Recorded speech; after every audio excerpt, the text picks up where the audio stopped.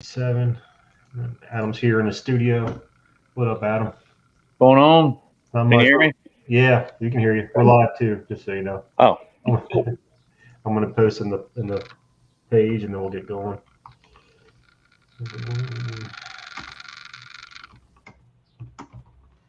Okay. All right, we're live. As always, brought to you by Ian Huss, your local mortgage guy. Like I always say, a good friend of mine, awesome guy, great to work with. Feel free to reach out to him if you have any mortgage needs. I strongly suggest it. All right. So today we got Tony. Is it Ligas? Did I say that right? I probably should say Ligas. Ligas. Yeah.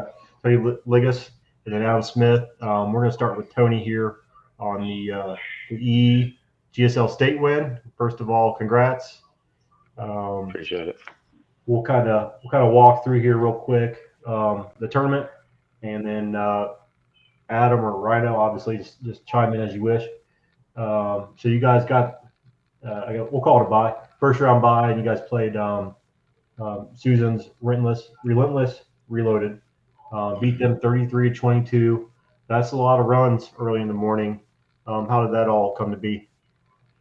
So we went into that game. Obviously, you have to go in the mentality. You got to hit regardless of who you're playing. Otherwise, you're not going to win the ball game. So we went in there thinking we need to put up a bunch of runs, make a statement at the beginning of the day. We also had a few things to figure out. Had a new guy that was going to show up after that game, so we kind of wanted to get everything situated in the field and stuff before we actually got going in the day. So that was a really good draw for us. We felt like we had him beat,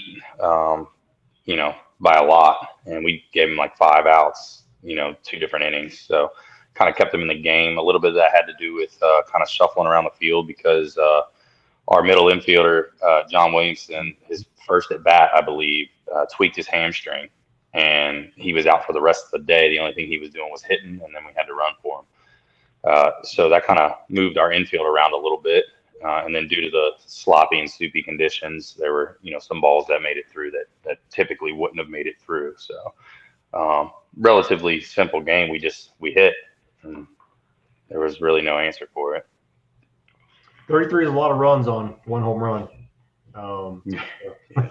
I'm guessing there was probably a couple errors in there, like you said. I don't know how else you get to 33 without it, unless you guys are really professional hitters. We just didn't stop hitting. I can't even explain it to you.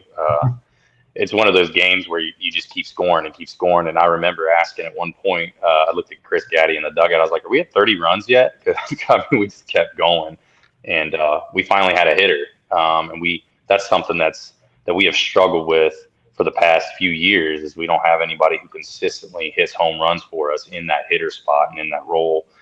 And I remember being on the car ride up, and I actually rode with Chris, and he got on the speakerphone on the truck with John Williamson, our middle infielder who got hurt, and he said, we got these 4 guys. What do you think? And John was like, "Well, we've tried all of them except for Sam. So, he's a big guy. He's got that strength. He's like, just let him swing, because typically he's worried about keeping the ball in the ballpark." And Gaddy was like, "Yeah, I think that's a good idea. Let's go ahead and let him swing for it." And he sure did. I think going into the winter bracket finals, he was batting like .917 and made 1 out the entire time. So, what's that name again? I'm write that down. His name's Sam Kriegler. Sam Kriegler. Yeah, he's a good dude. And then you guys played the Queen City Bucks, beat them 12-2. Anything stand out in that game? No, we just kept hitting. That's one thing we did all day long. We got up on them, and I will say, when you put up the runs that we put up, it deflates a lot of teams. So we just kept hitting, and there wasn't really anything that stood out in that game specifically, other than we hit and they didn't. And I'm sure if they would have hit, it would have been a lot closer of a game. But is that a run rule? Yeah. Yeah, shorten the games is an important thing to do. My teams have historically struggled with that, but if you can get out there in 5 innings and save some legs, you got to do that. So Yeah, I'm not sure if absolutely. it's 5 or 6, but yeah, that's awesome. So then you guys play the Zoo, beat them 11-4. Good Zoo team. Looks like you played some good D and kind of shut them down. Yeah, we got up on them early. I think it was 9-0. And they didn't have an answer for it the first game. Like I said, sometimes you put up those runs at the beginning and it deflates them. And I can't remember if they were sitting before we got there or not. But once we got to them, they ended up having a pitcher change. I think by the third inning, roughly. But they got a lot of lefties on their team, and they got a lot of young guys on their team too. But we planned for those lefties, and the little slap into the left field line. We planned for that, and you take that away, and it was pretty effective. Our infield made it happen for us for sure. And then Waz told me about this. He said you guys sat around for quite a bit, and then when you came back, you're a little rusty to start, but then the second game you went ahead and finished it up. That sound right? Are you talking about for the F Cancer game, or are you talking about the Zoo game? Oh, I'm sorry. I skipped over the F Cancer game. I was talking about the Zoo. F Cancer, you beat 1916, close game in the winter bracket finals. Yeah, I don't know what it is about F Cancer this year, but they knocked us out of Slugfest as well. And props to them because typically we come up against them in a tournament, or anybody thinks about them, they're like, oh, it's just F Cancer. We should win this, and they put together a solid group of guys, and they're competing this year. So for whatever reason, that was our closest game and our toughest game. And shout out to their shortstop. The dude is a tank. I heard about him before we got into this tournament. He was playing co-ed, and Chris had come to me and he was like, yeah, dude, it's one of the filthiest shortstops I've ever seen. And this dude took a bad hop. I mean, an absolute seed, bad hop right off the jaw, and got up, shook it off like it was nothing, and just kept playing. So, I mean, our middle infielder came in and was like, man, I'd hate to fight that guy because he just took it right off the jaw and just kept playing. So like it was nothing. Like it was an everyday thing. Yeah, I was gonna mention that too, man. Zach, if you'd have seen it, like the whole park heard it when it hit him. Yeah, like you heard it, and he didn't bat an eye. Very next ball hit to him, stayed down on it, made a play. And that's what I told him afterwards. I'm like, man, most guys when they get hit like that, the very next ball they're raising up because they're expecting a bad hop. I said so. That was a pretty good job of staying down on that. He was a really nice player. Yeah, I don't get hit with balls. I get out of the way. So. Sam Lawson has made a career out of that. Bad hop, let it go. Yeah, I've seen a really good shortstop, one of the better ones around, take a ball to the chest, and he was never the same again after that. So, different people do different things, but if you can take them off the chin and keep going, I don't know if that makes you special or stupid, but I appreciate it. Probably a little bit of both. Yeah. So, and then I jumped ahead earlier. So you got the Zoo twice. You guys were a little rusty coming from sitting around for a while, and then came back and beat them. At least that's what Waz told me. It really wasn't, in my opinion, it really wasn't even rusty. I mean, we had our foot right where we needed, right on their neck, like I said earlier. I mean, we're up, I think 13-3 or 13-4. Bases, like he was saying, bases loaded, 2 outs. And a routine ball hit to our shortstop, picks it up, throws it to our middle infielder, who's clearly standing like right on the bag. Field umpire, like I said, I don't know who it was, calls him out. We all start to leave the field to go hit, and then he calls him safe. And then, obviously that gets in your head as a team. You're like, man, so you try to shake it off. And that's one thing I do want to give a shout out to the Apex core group of guys. Waz, Danny, Scott Gabber, Jabo, Chris, we got a lot of veterans on the team that try to recenter us, especially, our average age is probably mid-30s outside of those guys. But we got a couple of younger guys, 26. I think Troy is 19, 20, something like that. So we got a couple of younger guys on the team and a couple newer guys to competitive softball. And that'll get in your head, when you have a call like that where it's really going to put the nail in the coffin. We come in and we hit, and it's ball game if we score 1 or 2 runs. And it did. It sucked the wind right out of us. I think they went on to score 5 runs that inning. And then we come back in, and They end up going up by 6 at one point. We fight back. We're down 3. They go back up 6. We come back in and fight back in the bottom of the 7th, I believe. Scored 3 runs, bases loaded. A new guy that I'll talk about here in a second comes up who absolutely whacks the ball and has just like had infielders not like didn't want to get in front of the ball. And he blows it out. We don't have any bombs left, and we end up losing by 3, I think. And then we come back the next game and we put up 12 on them again, end up winning 12-1. But it's something that I realized. I mean, I'm an umpire as well, so it's something that kind of you think about. That one call, you give a good team like that just a little bit of air, and man, they'll make it hurt. So it was we were in a position where we needed to fight that second game to come out and take the ship. That's the break they needed. And then you beat them 12-1 in the finals. Maybe they ran out of gas a little bit. Maybe you're just a little bit too much for them. But nice run nonetheless. Who was your MVPs and your alternates? The MVPs. The MVP was Sam Krigler, our hitter. I mean, he just whacked it all day. Like I said, he came into the winter bracket finals. I think he'd made 1 out, and he was batting .917, and I think maybe 2 of those balls stayed in the ballpark. I mean, he was just whacking the ball. And then our alternate teams were Scott Gabbard, Andrew Weigel, I think is how you pronounce his last name, DJ Ziegelmeyer. Yeah, there they are right there. And obviously, is that John? Can't see who the other guy is next to DJ. I think it's John. Yeah, I think so. And then the tall kid next to Scott Gabbard is Troy. He's our right fielder. Okay. They actually, to be honest with you, we came in that second game, like I said, kind of sucked the wind out of us with that call at second.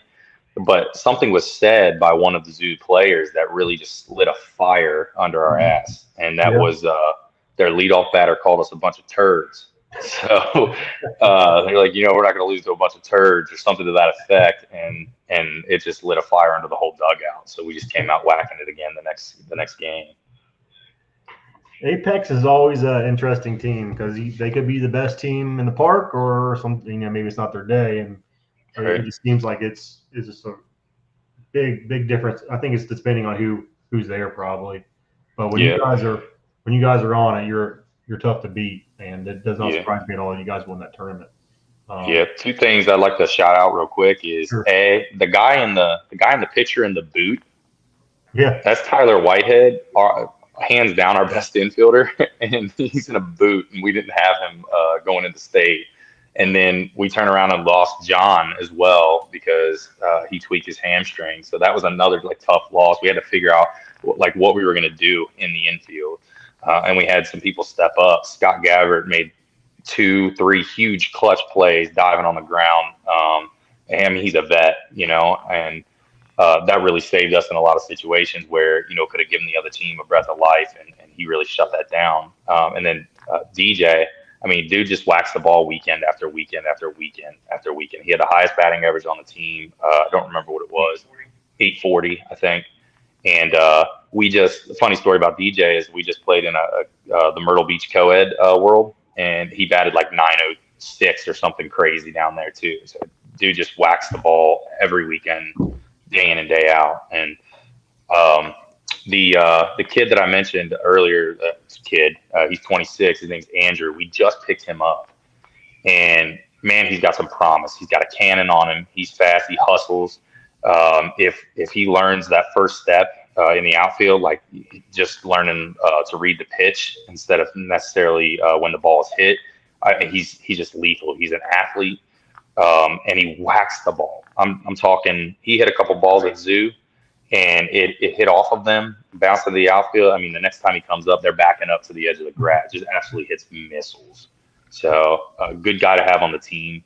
And I just want to say thank you to the veterans on the team. With them being Gaddy, Waz, Danny, Scott. I mean, all those guys, they really keep us centered. And I remember I was coming around to I got him first, and I had hurt myself in the winner's bracket final game. I dove into second base trying to stretch a single into a double. and I really messed up my shoulder to a point where I couldn't even barely swing the rest of the day. It was pretty bad, and I'm our leadoff batter, so it was not good. And I went to Danny on first base. He was coaching first base. I said, dude, I'm hurt, but I don't want to tell Chris because Chris is going to try to pull me. Mm-hmm. And I said, because I can still play the field. And he said, well, Chris ain't got nobody else to put out in the grass, so figure it out. And I got over to Waz, and I said the same thing. And he said, well, you're just going to fight through it. We're going to figure this out. So they're just a good core group of veterans that keep us grounded when we're ready to melt or we're ready to, get pissed off about a call like that at second or somebody calling us turd or anything like that. They really just keep us grounded. And I think that's a big part of our success. I mean, you look back at the C Metro last year, it's just keeping us in the game, keeping our heads level. So it really helps out a lot. Well, congratulations. Worlds, what are you guys doing? Worlds, we will be going to Columbus. We did last year as well. We played the team that came in second, the first game of the day, lost to them by 3. I believe we had 2 guys on. I was the tying run, and I hit a line drive to the first baseman to end the game. And then we just folded after that. We went down and played some team that we should have easily won against, and we just didn't hit. So it's generally how it works when you got to win like 14 straight to get back to the ship. Been there. All right. Well, appreciate you coming on. Rhino, Adam, you got any questions for Tony before we part ways here? So, Tony, what I got for you is 2 things that stood out to me about your team the most was your center fielder. He tracked down ball after ball in the gap. He was very impressive. Is that the 26-year-old you're talking about? It is, yeah. And it's funny. That's a funny story because typically I'm our starting center fielder. I've been holding it down for years for Apex, and that's my favorite spot to play. I get a good read off the ball. And he came onto the team and played one league night with us, and there was a conversation between him and Chris. And of that conversation, Chris said that he feels more comfortable in center just because he played there growing up. So the Waz got together with Chris and Scott, and they made the decision, hey, let's put him in center where we feel like he's going to be most comfortable. This is a new team to him. And then I went to left field, and I just kind of guided him. I kind of put him where he needed to be to start the plays and the batters that were coming up where they were going to hit. And he just used his athleticism and went and made these plays. And I mean, the dude is just he's just an athlete. So. Next thing is I feel like the 2 guys that carried your team that probably won't get enough recognition were your bottom 2 hitters. They're older guys. They always seem to come up with first and second, and you're thinking, oh, no, they can't run. It's going to be a double play. And I didn't see them guys hitting the one double play. It was gap after gap, rolling the top over. I think they probably carried you to that. Not carried you because everybody on your team played well, but they definitely enhanced your chances of victory. Absolutely. And those are 2 of the veterans. That's Scott Gabbard and J-Bo, or Jason Roberts. Both are pitchers as well. So the one thing that I admire the most out of them is when one of them is struggling and they're on the mound, you never have to see a coach come out to them and tell them, hey, you're struggling. Right? They'll look at each other and be like, hey, it's time. So they've been playing together for so long. And the funny part about that is J-Bo's on the mound, been dishing all day. I think he didn't pitch the first game, but he pitched every game after that. And Scott ended up playing third. And yeah, they roll the bottom of that lineup over 9 times out of 10 and get it right back to me at the leadoff spot. And that's just a good position to be in when you can roll through the top like that. You just got to do me one favor, man. Your pitcher is the reason they make time limits. He calls himself the walking rain delay. So it's was that J-Bo? Yeah, it's J-Bo. I mean, you got to take on all that gear, get it all back on, and I think one year he's telling me a story. He said Ken Gale said something to him about like hurrying up or whatever, and he's like, safety's my number one concern, man. He's like, you think I like putting all this stuff on? I don't. But he just came back. Something about J-Bo to show like his tenacity is. He just came back. He broke his hand. I believe he had to get surgery on it, right here on his glove hand. And we were playing Z-Fly and the Flies guys down on league night, and they hit him twice in the same spot where he just couldn't get the glove right before state. And he's sending a picture to Chris, man, and his finger is just swelled up and everything. He's like, I saw the text and said, I'm not feeling confident, but I'm putting my gear on and I'll show up today. And I'll be damned if he wasn't a huge reason why we won that tournament, pitching the way he pitched. So he kept telling our catcher, don't wing it back at me, man, because my hands hurt. All right, Tony, I appreciate you coming on. Great job. Come back anytime. Yeah, absolutely. I appreciate you. Thanks, Tony. Yep. All right, so we got Adam, and he played in the D division. He did not win most of the tournament I played. most of the tournament. Yeah, I got hurt in our first losers bracket game. I decided, there's a line drive, and I got a little too far off the base, and you're taught to get in the way of the first baseman or whoever's the ball's going to, get big, and we just knocked knees, and it was done. I was done after that. So Okay. So Are you okay now? I'm about 80% right now. So Okay. I thought it was way worse. Initially, I thought it might have been my ACL. Oh, okay. Yeah. I'm glad it's not. If it's not. Oh yeah. So. All right. So for you, I mainly want to talk about so that final game. So we get done, we lose. We were going to stick around and watch your guys' game, and we heard you guys were up so far that it's not even worth watching. Yeah, So we were up 19. The score's wrong. We were up 19-8 going in the bottom of the fifth. New Way was home, and we get 2 outs.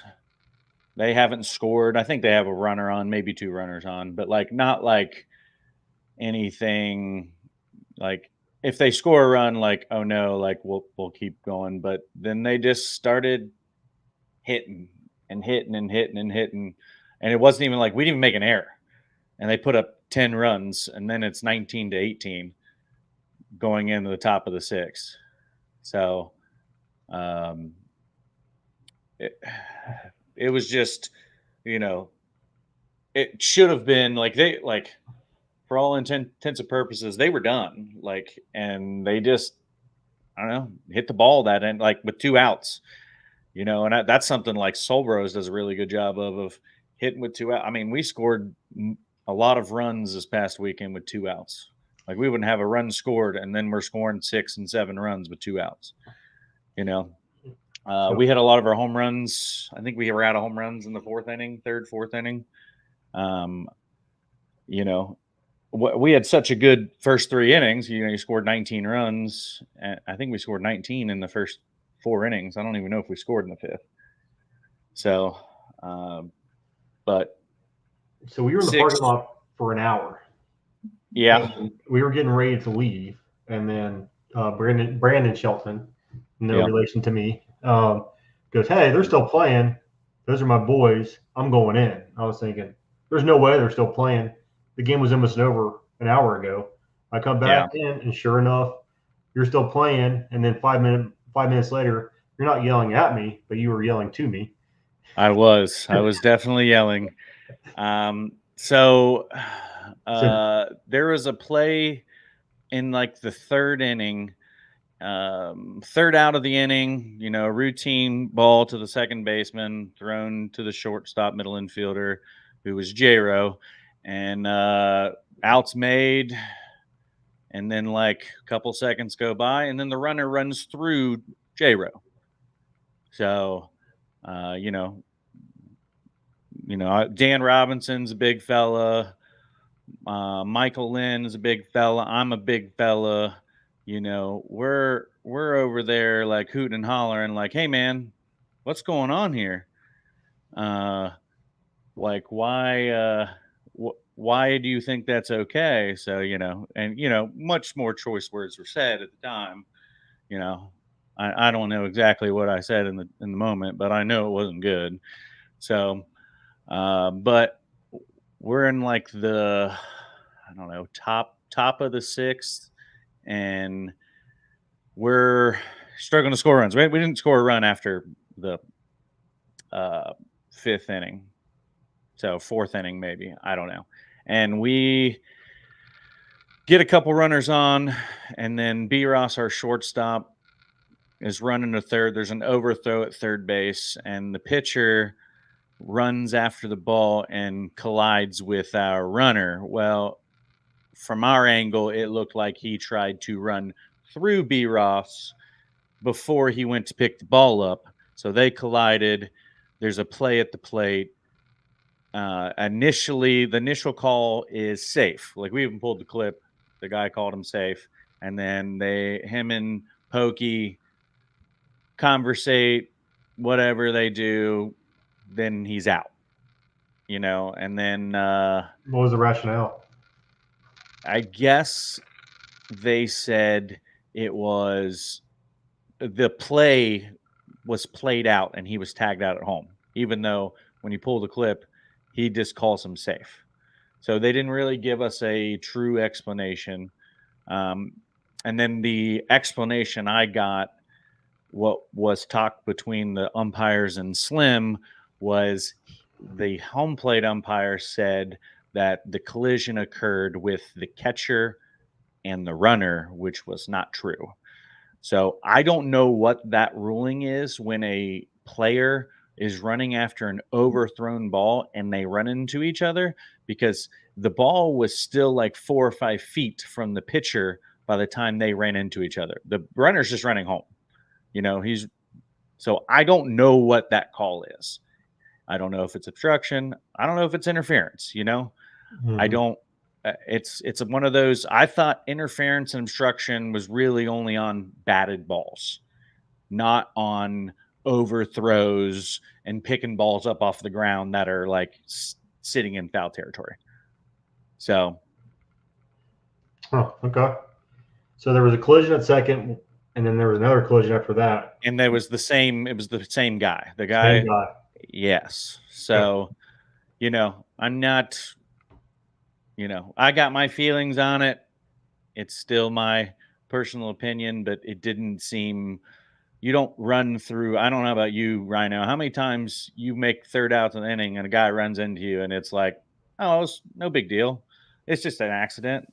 Like, yeah, I think I've only been run into one time. It was when I was catching, and it was a long, long time ago. We were just playing with some friends, and some guy just blindsided me. I wasn't even near the plate, just blindsided me for no reason. But that didn't go over too well. But I can't imagine this one did either. Well, and J Rose just was, I don't know, he was on something. He was just having the greatest time of his life the whole tournament. So he shrugged it off like it was nothing, where I know me personally, I would not have the game might have ended, in that moment, the game might have ended, and that is what it is. I just know that, when you see it happen twice by the same guy, it doesn't seem like it would be something that was incidental at that point. Did the umpire say anything after the first one? I guess Pokey said something to him like, hey, man, we don't do that. So it was a third out and he ran through him? Yes. And, of course, we pulled the clip because somebody had the video, and, of course, our big-ass head catcher was in the way, so we couldn't see the play at all. Like, you can kind of see him get pushed back, but you can't see the actual contact in the video. So it's just like, So just for clarity, the dude gets forced out of the base and then just continues running and hits J-Ro? Yes. Yep. So J-Ro doesn't even have the ball and him trying to No, so J-Ro catches the ball, okay. Innings over, he decides to, two forearm shiver him off the base. You can veer, you can stop. The outside made, you don't need to keep running towards the base. Like it was two steps. Gotcha. He was 2 steps away from the base. Like if it was like a close play, maybe, but like you slide at second base. Like I don't that doesn't make any sense to me. I've never seen. So was it a force out, or did you ever have to? Yeah, it was a force out. It was a force out. Okay, all right. Yeah. So I do have some clips, or I have a clip, but it's not of those two things. If you guys got those, send them to me. I'll pull it up. The clip I do have. So this is a little bit later. I think this is where we're at in the story, right? This is where the play where it was a foul ball, might have been touched, might not have been touched. Mm-hmm. Is that where we're at in the story, or Yeah. am I jumping ahead? Well, this is that would be next is the foul ball that was touched. All right, so I'll go ahead and play it, and then we'll talk afterwards if that's all right. This is going to turn sideways on us too.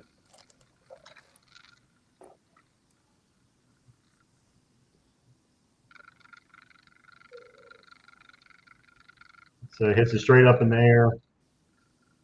Maybe he touches it. Maybe he doesn't. We never even talked about it because everything went crazy. If anything, it may have tipped his glove because it didn't hit his body on the way by. I know that for sure. That's umpire called him safe. Yes. Shit goes wild. Yes. Like, I don't know how long this clip is, but it's about a minute and 30 seconds. You know, this play didn't affect the outcome of the game. It was just all the other stuff had boiled over in frustration. Like if this was a, point in the game where we're up, this probably doesn't. This guy right here picks up our book, tears it up, and throws it out of play. Granted, the book was thrown on the field, but I've never seen that in my entire life where opposing player takes somebody else's book, rips it up, and throws it out of play. Like, I've just never seen anything like it. Like, that was one of the craziest games I've ever been a part of. It's 1 a.m. People want to go home. I get it. But having knowledge of rules is very important, especially when I just don't understand how you run through people and it be okay. Like, once, hey, here's your warning. Twice, I guess the second time they didn't think that he ran into him on purpose. But I'm standing like 3 feet from the play.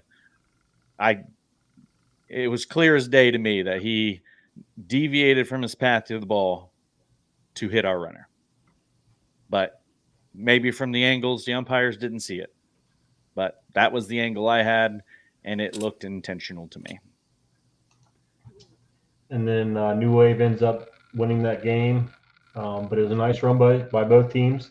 So let's at least highlight that before we. I mean, New Wave hit it like that championship game and the winners bracket finals. We didn't hit in winners bracket finals, and then they just hit it against us. I mean, I can't take that away from them at all. They absolutely hit the ball. So this is your all tournament teams. Yeah. There's, we all know J-Ro. J-Ro. B. Ross played a little short. That was cool to see. Yeah, he and then I guess B. Ross is normally an outfielder, and he played like a tournament at shortstop, and now he's their shortstop. I mean, he's pretty much them two at the middle. It's a good combo, and then Wyatt Schwing is on the left. 25. He hit every ball over the fence except for a few. He wasn't even our hitter. D-Ray was our hitter. Whacked it, pitched, And then Brandon Bennett, him and Trey both made 4 or 5. Like Trey made 2 outs, 2 or 3 outs. Brandon Bennett made 5 outs in however many games we played. They paced. I mean, I think as a team we were 700. So, it was just it's a team is fun to play with, man. Like, I'm the only guy I know on that side is Cole, and I think Peaches is on the left. I think Peachy. That's what they call him. Peachy. Yeah, Peachy. Yeah. Mm-hmm. So, Cole whacked it. The dude next to Cole was their center fielder. Unbelievable. Hit it. This guy here. And then the big guy is the catcher. Yeah. Just hit scary balls to the infield. Definitely already. I think he's young too. I think they said he was like 24, but he was hitting some scary balls. He's 24. He's got the dad New Balances on. This guy's a champ. Yeah, somebody was making made a comment that he looks like he's in his mid-30s, but yeah, he had a couple balls through the middle. I was like, that they were well struck. That is for sure. So, but I think that's about it in the D. Congrats to both teams. Congrats to New Wave. We'll see you in C next year. I think that's still a rule. It's not. It's not not a rule, because in 21 I was with Hooks and we won states, and we were pretty abysmal after that and didn't end up getting the bump. No bump. Okay. Yeah, but That's good. if this team keeps playing like this, I mean, they're gonna get bumped. So yeah, it kind of started off a little slow, and they're off and running now. Yep. All right, you want to hang out for a while? Or you got stuff to do? Sure, we can Okay. hang out. All right. Before we move on, Rhino, do you have any more questions about the D finish there? It looked like a competitive tournament. Shout out to Danny Loveless, because he texted me Thursday and told me that New Wave was going to win. And I looked at him like he was crazy, but hey, he called it. He did. He did call that. Forgot all about that. Hell yeah, D-Love. All right, who's yelling at me? Getting the D. Policies. Okay, whatever that means.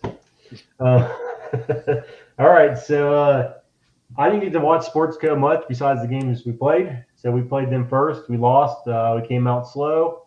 They were hitting it well, beat us. So we got shipped off to Field 5, and then we played 6 games straight. And there wasn't even a break after this one. So we had maybe 2 15-minute breaks. And then we played basically from 2 o'clock until 12:30, and with, like I said, with no breaks. And we ran all the way through, and then waiting for us at the end was Sportsco again, and we beat them the first game, and then we hit the wall, and then they went ahead and took care of us the last game. I felt bad for Isles after pitching 10.5 hours straight. You could just see his body just like using the shoulder to get the ball through one of those. And then I saw Shanks starting to walk around in the outfield, and I was like, okay, we're cooked. But I did my best with it throughout the day of trying to rotate players, rotate outfielders. I only had the one pitcher, so that's, Isles is a soldier. He'll do it all day, and he won't complain. But he is human. At least I found out. I think this is the first time I've ever seen him tired. Adam, you remember back when you were with me that he would pitch, and we didn't pitch, he'd go play outfield. And yeah, playing outfield was his break, and that was even Florida and everywhere. And luckily he doesn't have to do that anymore. But he ran a marathon there on Saturday, and Sportsco they were hitting it. I'll pull up their all tournaments here.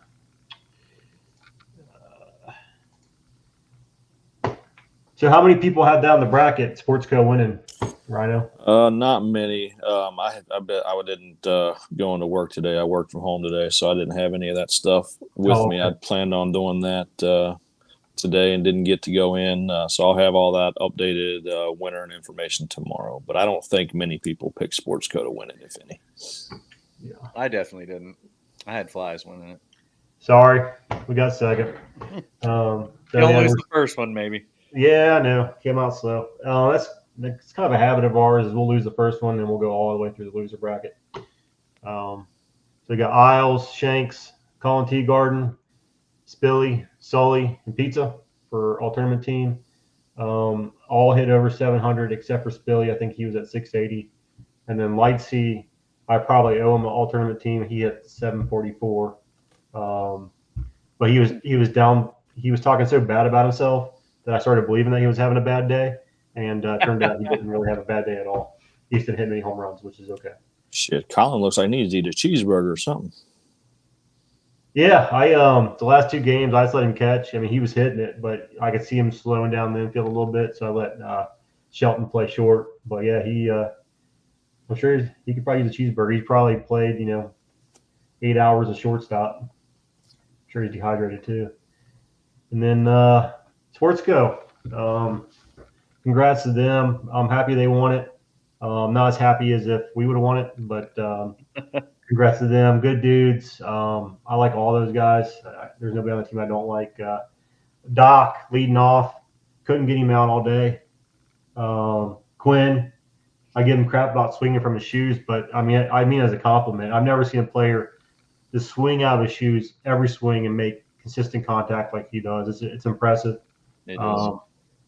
Nate Gamble pitched well. I don't know how he hit, but I know, he pitched all day and they won, so he pitched well. Boland, everybody knows. Well, maybe not, but everybody should know Boland. He's got all the talent in the world. Came back this year, getting back into the groove, and he found it this weekend. I don't know this guy. Apologize to It's Caleb Murphy. I believe he's from the Dayton area. I played co-ed with him a couple weeks ago. I mean, when we played co-ed, he pitched mostly. But yeah, like when I saw him with the sports co, I was kind of surprised because I'm pretty sure he was on an E team last year that got bumped to D. Yeah. So I mean, good for him. I heard it was his first tournament out too. So first tournament out, you get a all tournament team is pretty cool. Yep. Doug, he'll find some players in different parts of the world, it feels like. But he always has a good team. And then CC, he looks tired in that picture. Fielded it, hit it, looked great.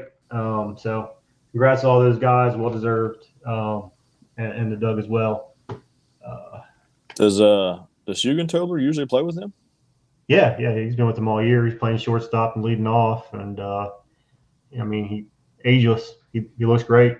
I think we got him out once in 3 games. So what about Gamble? He was MIA for a while, wasn't he? Yeah, he was, but he's back now. Pitched all day, as far as I know. Like I said, we were on that one field for about 8 hours. So I look out and there's another team ready to play us. But yeah, he pitched well. He played well. It was like he never missed. Good deal. Our ending was not as interesting as Mr. Smith's here. Yeah, I don't like endings like that, and that's the thing. Like, it didn't need to end that way. They came back, hit, run, like didn't. I think they guess they did end up running all in the 6th, but like, that team to show resilience, to be down the whole game until the 5th. I mean, because we basically, controlled the game until the 5th, and then, we ran out of home runs, so our swings changed a little bit. Like, we had a guy bat left-handed when he ran out of home runs because he just wasn't confident with his swinging righty. I don't.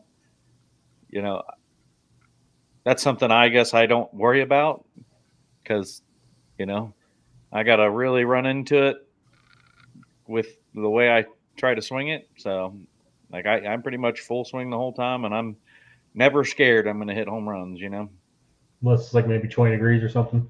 Yeah, I'm a great home run hitter, and when it's cold. And then we got the shootout this Saturday. We'll run through that real quick, and then I got a pretty good list of mailbag questions this week. So in the men's D, you got Tiger Fitness, Valor Athletics, and Extreme Associates.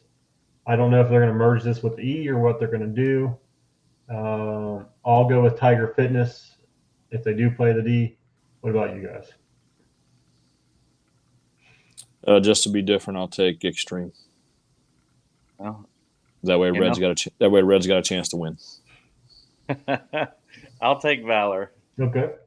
And then the E, Du Bois, Dirty Dogs, 8s all day, Gold, Natty Redlegs, Odie, Ohana, OTF, Relentless Reloaded, TCS, Valor, Wilson Concrete. Who do you guys like? Go ahead, Adam. I'll let you pick first. I'm going to take the Redlegs. The Redlegs just win a lot in WSL, I feel like. So I'm going to use that same theory, but I'm pick the 8s. Okay, yeah. Zach, you took mine, so I guess I'll take OTF. OTF, okay. And then the rec, this is where you really got to dig deep. 1st and 10, American Made, American Outlaws, Cincy Freeze, Dirty Birds, Free Agents, Henny Gang, NK Wide Woodpeckers, Cincy Slammers, Rough Riders, and Sack Attack. I'm starting to learn these teams, so maybe it's not as much of a reach. Sack Attack? What a name. That is a name right there. I'll go with American Made. I'll take the Henny Gang. That is a good pick. I'm going to take Sack Attack because it's a cool name. Sack Attack. Perfect. All right. And I got the mailbag, and we're running a little bit later than we usually do, but that's okay. All right. So, why don't more teams play in the City Slam Open? Joey Peak. I can answer that. What my theory is, because they don't want to take an ass whooping and they're scared of taking an ass whooping. A lot of people will use the it's too many games excuse, which I don't buy it, because everybody complains about, we want to play more teams, we want to play more games, this and that. And then when you get an opportunity to do so, they don't want to do it. Price may have something to do with it, but a lot of times it's because they don't want to get drummed.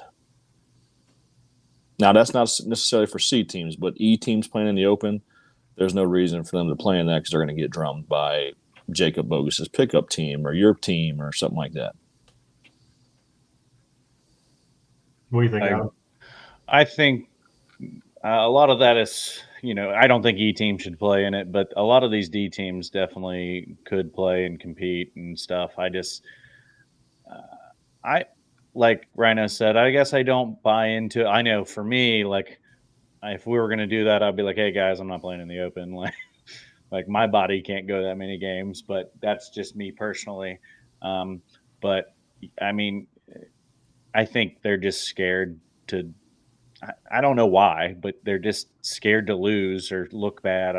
It's a weird thing. And I guess the money thing has a little bit, but don't they discount it if you play in both? Like, I mean, teams act like stuff's so expensive, but guys have 10 bats in their bag. Like, I don't know. It just doesn't make any sense to me. Like, get some experience, play some better teams. Like, a couple years ago, I was playing with FTB and we beat Tropics and, ruined their whole weekend.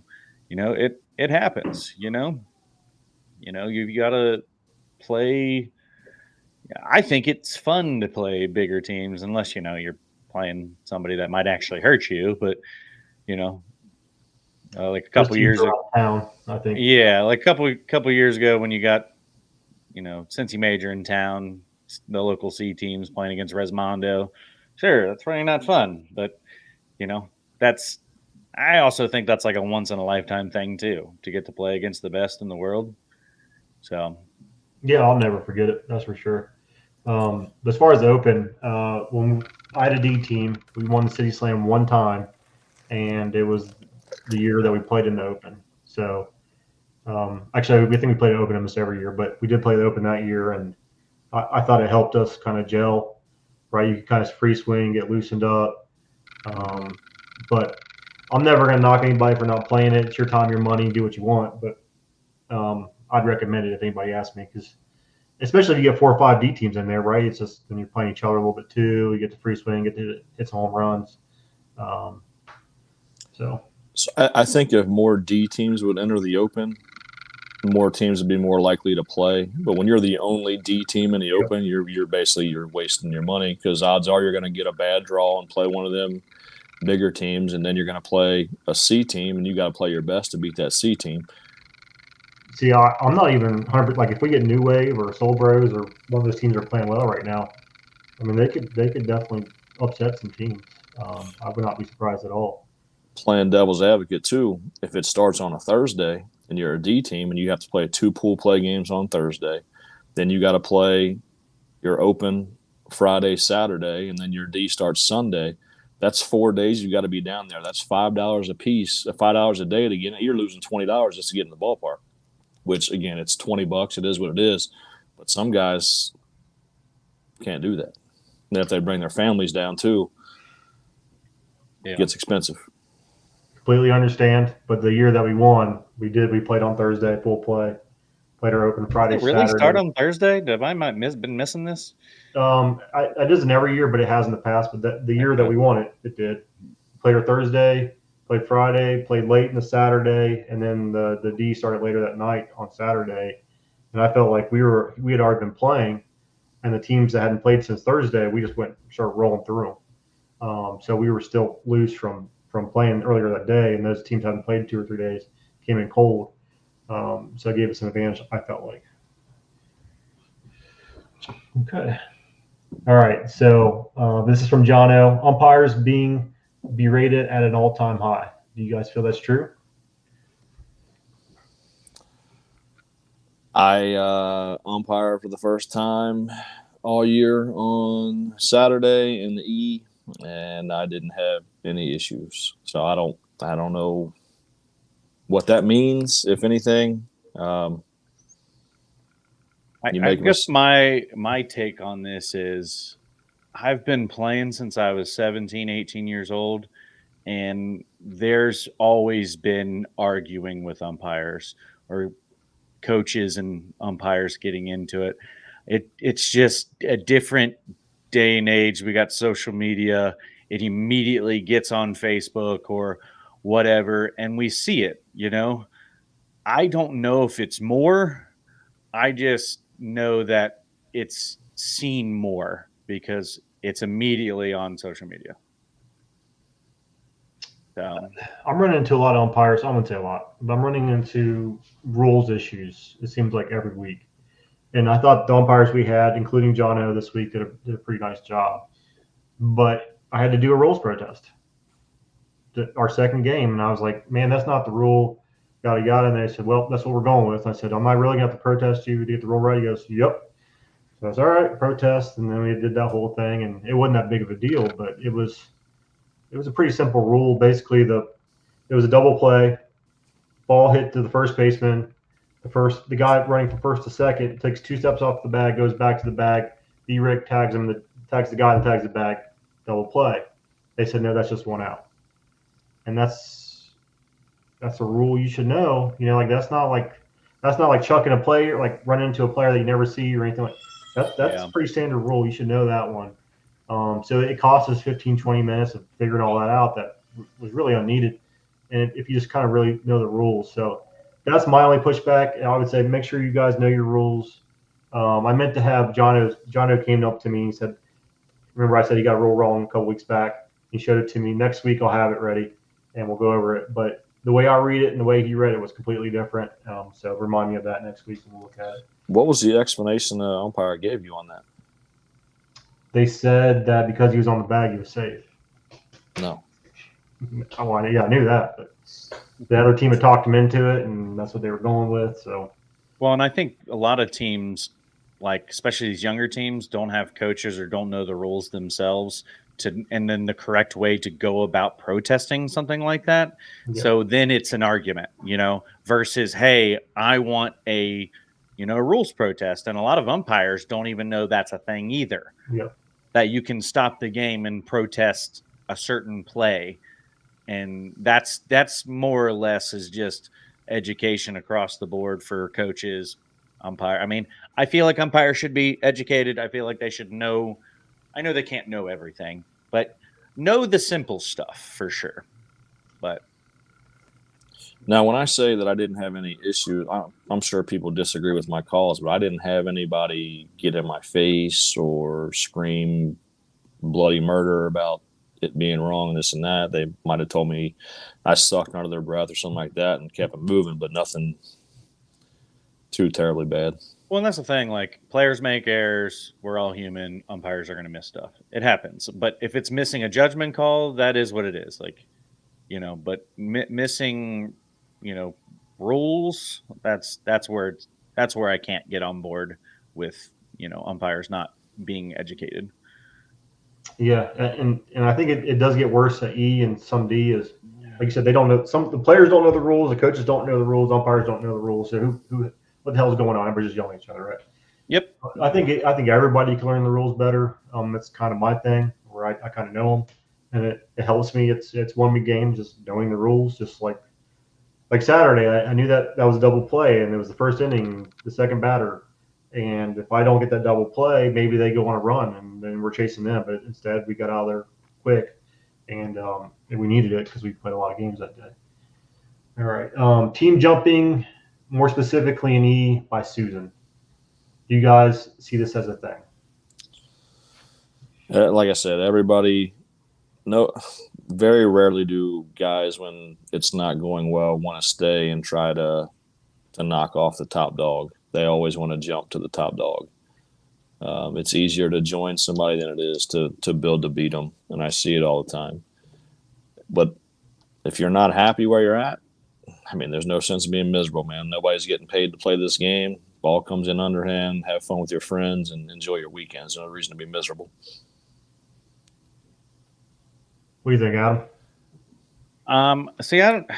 E is like a little different now than, I mean, because you played E back in the day. I feel like there were just a lot more competitive teams, and a lot of E teams back in the day that probably weren't E teams, but it was just kind of how softball was, being played at the time. So it's like I can't really make a judgment. Like maybe, you see it a little bit at the D level and the C level, but a lot of times that's just like fit. Like sometimes guys don't fit, and I don't know if it's more or less guys are trying to like jump on the better. We have guys that do that, of course, but like I feel like it's just like a fit thing. Like, cause I mean, I left tripods last year, got let go, but it was like a fit thing.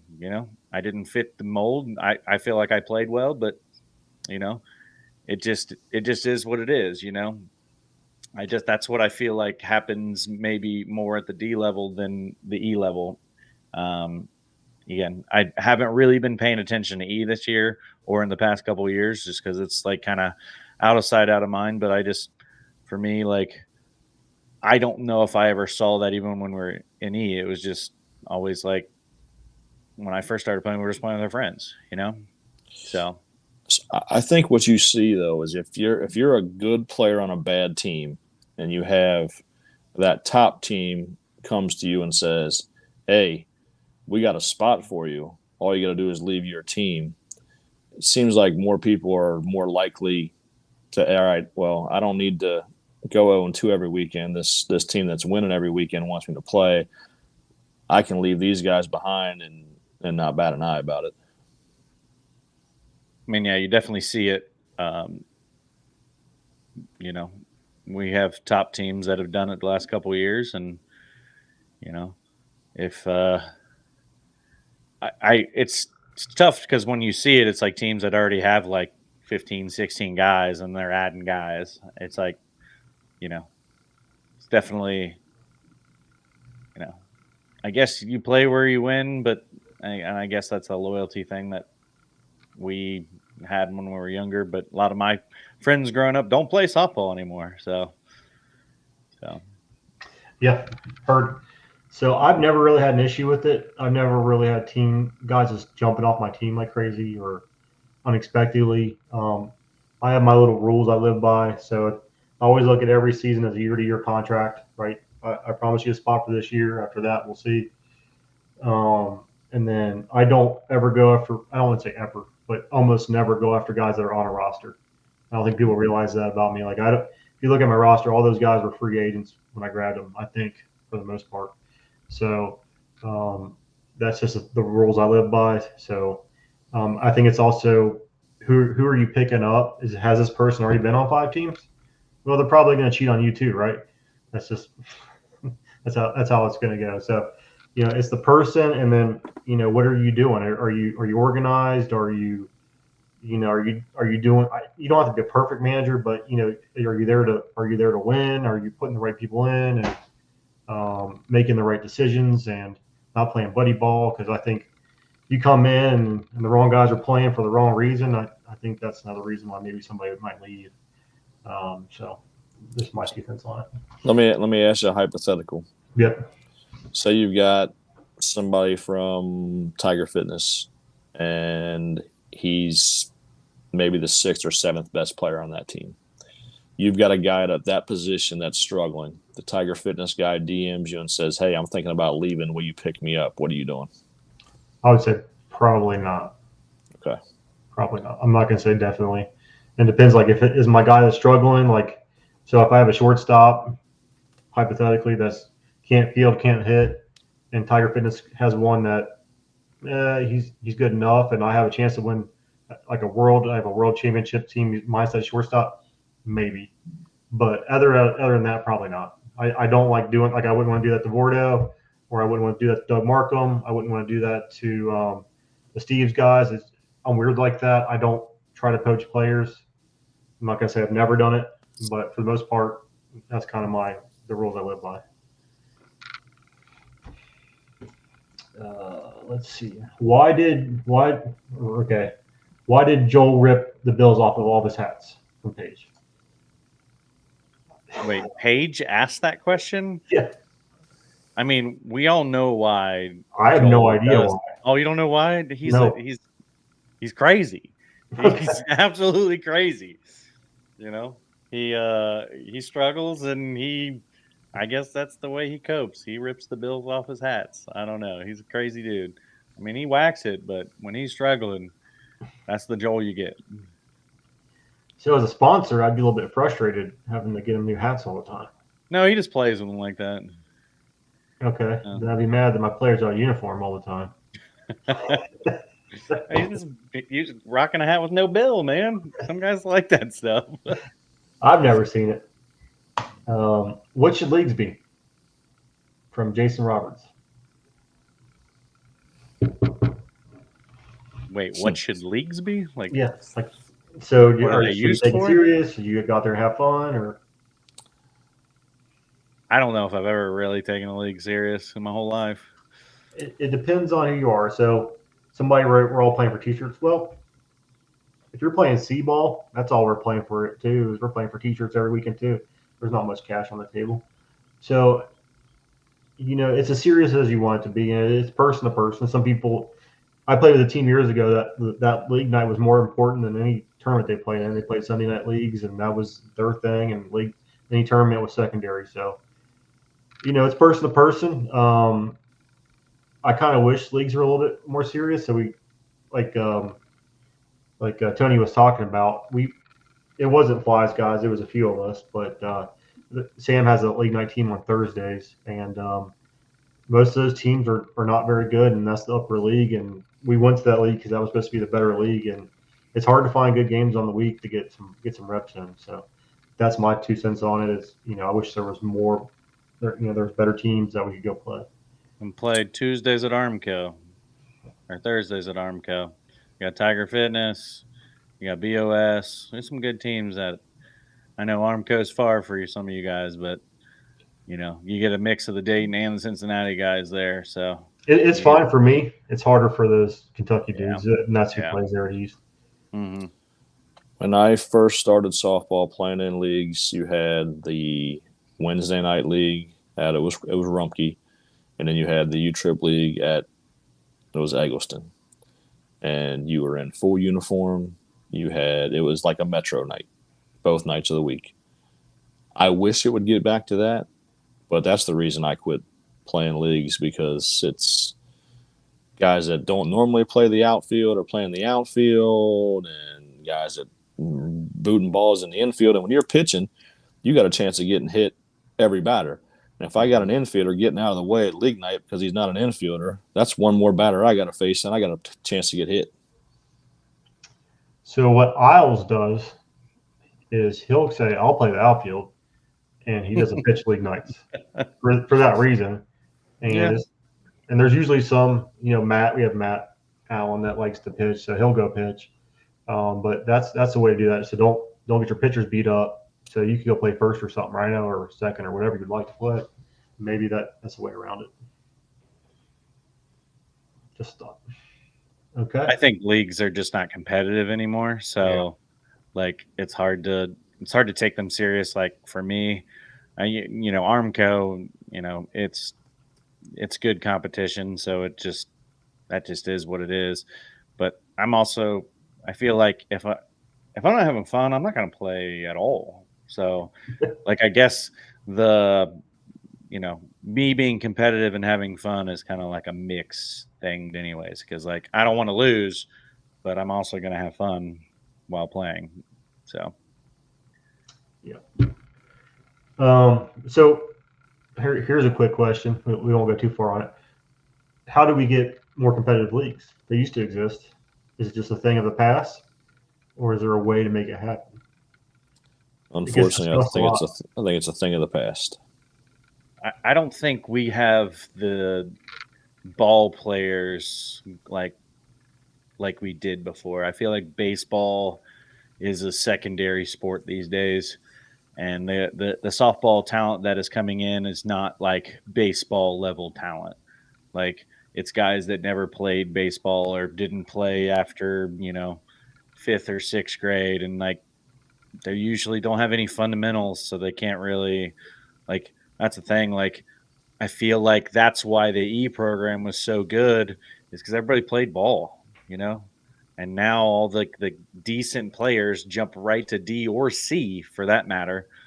So we don't have any good lower teams or teams that would potentially get bumped quickly, because I just don't see a lot of young talented teams anymore. Like, I felt like teams I played on, we were all baseball players, and that just doesn't, I don't see that much anymore. Well, a lot of times too, it used to be your tournament team played in leagues. Now it's guys that want to play with their buddy because they play tournaments every weekend. They want to hang out with their buddies through the week and have a beer or two, which is fine. And that's what leagues have turned into, and I don't think it'll ever get back to where your full tournament team is playing on a league night. Yep, that's how. I mean, you used to play on Thursdays or whatever, and like the league was almost as important as the tournaments back in the day, right? Yeah. Okay. And then I remember people would have tryouts. Denham used to have tryouts on league night too, right? And that's yeah. Well, Denham's a different animal, so he is. All right, and then the last question. Let's talk about the different sanctions and why people play them. So we don't want to dig into this too far, but I can answer it for me. It's what's ever best for my team, and that doesn't mean whoever lets us play lowest, because I could probably finagle a One Nation D team this year or something like that. It's just whatever's best for me. Whoever gives me a chance at winning Worlds, who's playing local, what tournaments, things like that. I don't get on people for playing One Nation or U Trip. To me, it's none of my business. I would love to see more of Legacy, but that's just personal to me because I think they're a good team and I think they compete. I like to see, I like another shot at them after they beat us, but they want to play One Nation D. I mean, I get it. They have a chance at winning World. I think they won Nationals last weekend. Congrats to them. So I'll let you guys go now.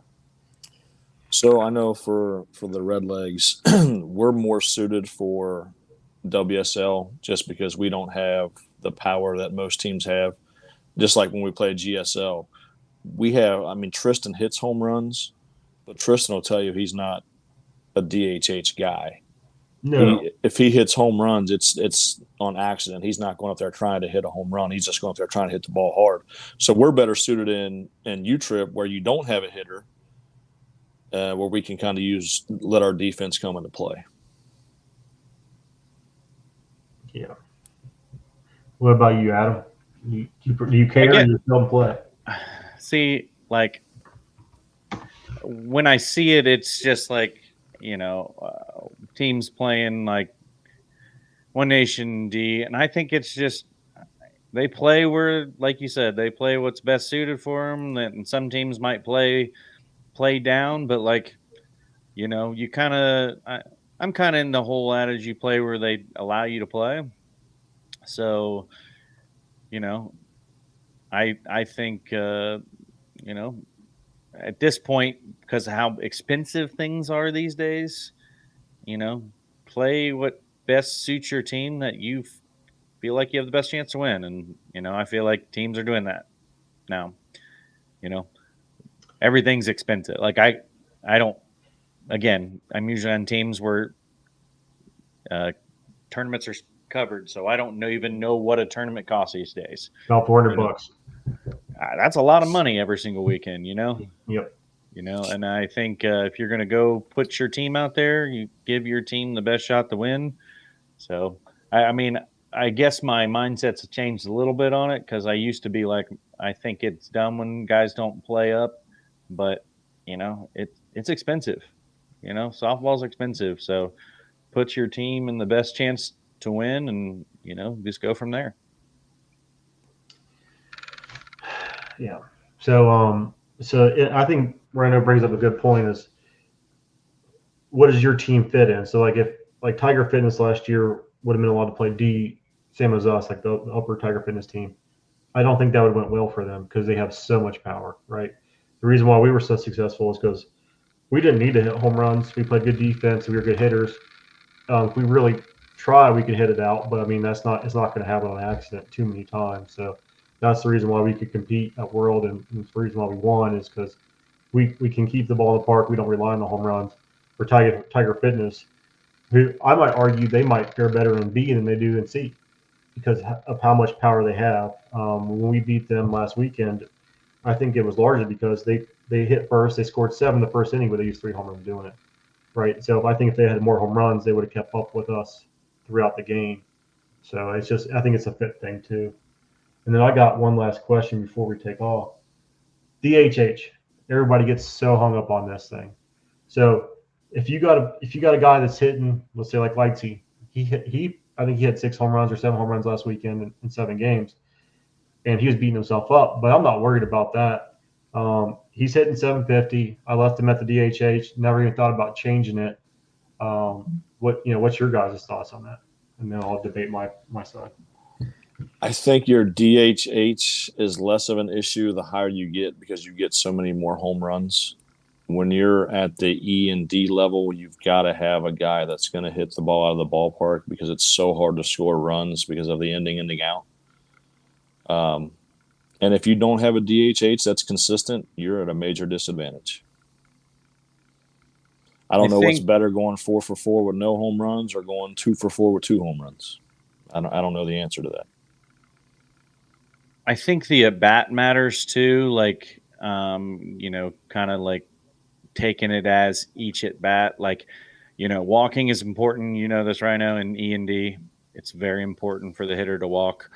But, if your hitter has the bases loaded and clears the bases with a double, I mean, I don't think that's a bad swing, But like you said, I kind of agree, you need your hitter to either hit home runs or walk at the D and E level because they're more important because, if you get lucky enough to have a hitter walk once or twice in a game, you're probably winning that game. So, and having a hitter that is willing to walk, not a lot of teams have that either. A lot of guys, I'm not a big proponent of taking a 3-1 strike, especially if you're the hitter. If it's your pitch, or me in general as a hitter, if it's 3-1 and it's my pitch, I'm swinging. Go after it. Yeah. Especially in U-Trip, you don't have a free foul. Especially once you get to that higher level too, it's like I'm definitely not taking a pitch against C-level pitchers, especially if it's a pitch I can hit. But yeah, just having guys that can, situations matter too, but being able to walk and hit your home runs is much more important, like Rhino said, and at the D and E level. So I didn't consider D and E. That's on me. But for my situation, I left Lightsey there because, all right, so you get a single or double. Well, you got Sam Lawson coming up behind you. You got Pizza coming up behind you. You're probably scoring anyway. So just don't make the outs. I don't want to change anybody else's swing. I'll pick on Sully a little bit here. Sully's got a ton of power. You put him at that DHH, sometimes that ball's going to the pitcher, right? Because he's changing his swing. Sometimes he's on it and it will go. But that's why I never change it. I don't want to ruin anybody else's swing. I'll take the 750. We'll move on. Whatever happens, happens. I don't ever sweat it too much. So now, do you guys get 5 plus the hitter? Yeah. So realistically, if your hitter hits 3, you're getting 8 home runs. That's a ton of home runs. Ton of balls. That's the way I always see it. Expensive. As a guy paying the bills, game. that's a lot of balls. And then B-Rick will foul 3 of them off too. So they're Yeah, they're he down a box definitely of balls will. a game, right? I mean, and if you're having to go out your way to find Vietnams these days, Mm-hmm. you know, hopefully you find somebody that, you know, finds them and can sell them at a reasonable price. I think scalping balls is a little ridiculous, but that's a whole nother topic. So on average, how long did your games take this weekend? I mean, we could probably calculate it out. I would say at least an hour and a half, right? Yeah, it'd be about an hour and a half. Yeah, and that was including run rules too. That's I crazy. said probably some took 2.5 hours, depending on the game. Our syndicate game, I'm sure, took over 2 hours. No I fun don't to like be. time limits, but sometimes, sometimes games get out of hand. Like we played a 2-hour plus game. I mean, I'm pretty sure the if game was almost 2 hours. Oh, with all the definitely. extra stuff that went on. But even without that, like it was probably still close. I mean, there was 20 and 30 runs scored by each team. I mean, it's like I told you, I was in the parking lot for an hour and came back in. you guys are still playing. Oh man, yeah. Ready. Anything else you guys want to talk about before we hang it up? I need some feedback on whether you guys like the bracket thing. I wanted to do the losers bracket, but it didn't match up format wise with what UTRIP did, so I've got to do some more research, try to figure that out. But let me know whether you want the lines or whether you want the bracket style format, and then I should have the winner tomorrow. I think it's really cool. I just still never do it.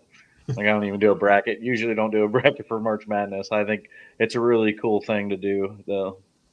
So sure. I was able to do the losers bracket for the C because it matched up, but the D and E was a mess when I put everything in there. Mm.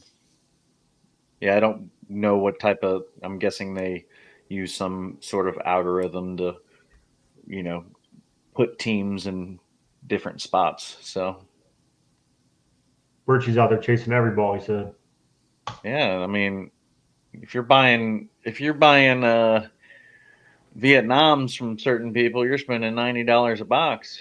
Yep. That's a little crazy. I mean, a 75 is pretty much a going rate these days. But an extra $15 for balls. If you're losing a dozen balls a game, and you're playing 8 games a tournament.